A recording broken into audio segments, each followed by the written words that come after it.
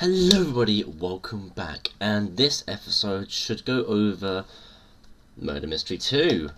Okay, I don't want to just have a big long little intros, let's just get into it.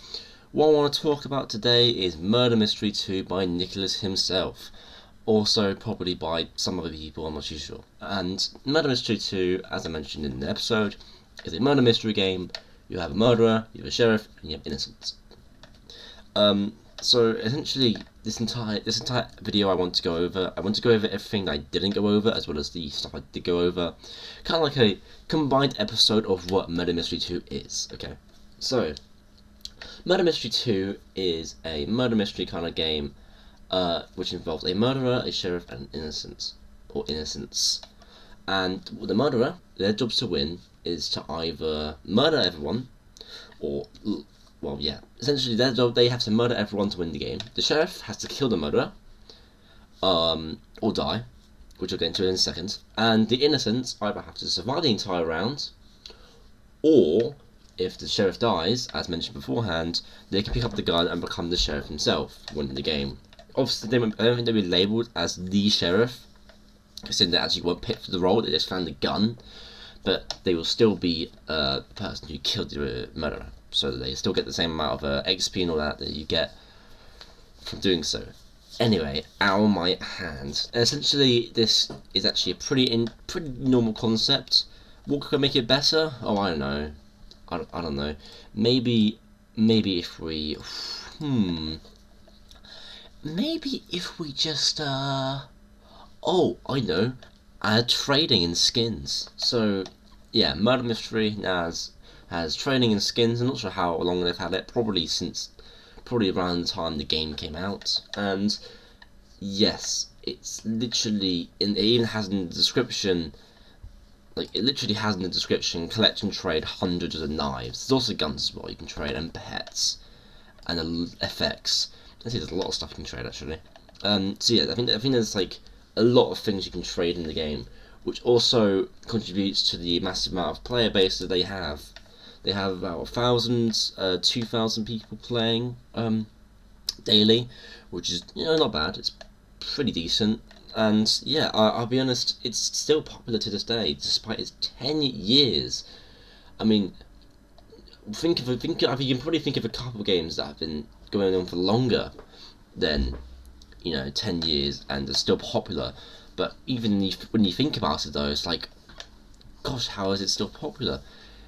Is it the game? Is it the story? It's normally because it just has some element to it that people have to come back to, or want to come back to.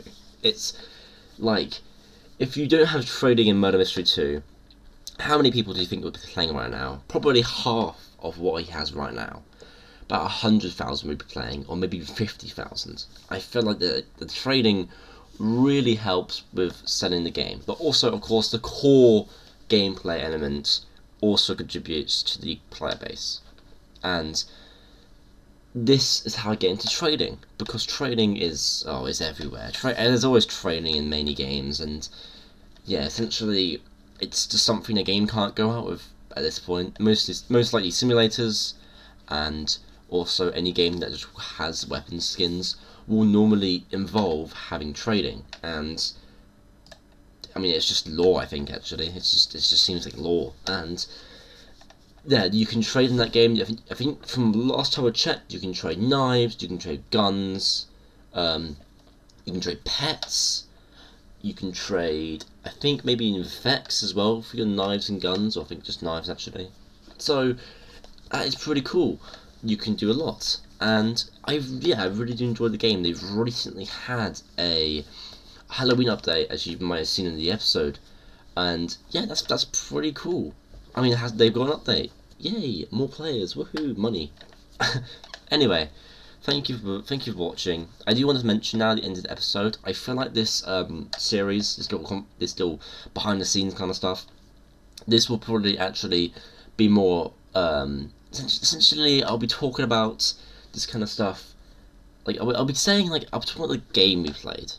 Now, I just want to talk about the core game we played. I don't want to talk about any other games that you might play. I think we might just talk about this game because, firstly, the reason I picked this game first is because it's a game I've played before. So we start off with a game we played before, and then branch off into whatever stuff else they made. And but yeah, we only really talk about the game we played, talk about my history of it, and all that kind of stuff. Which, mind you, I would talk about the history of it, but honestly, it's just, you know, I played it a couple of times back in the day on a different account, and I played it with a lot of friends, and it also was the first video. Murder Mystery 2 was the first game, the first video that had the most amount of characters, like, or well, friends, the most amount of friends I've ever had in one video. Anyway, thank you for watching, and have a great one.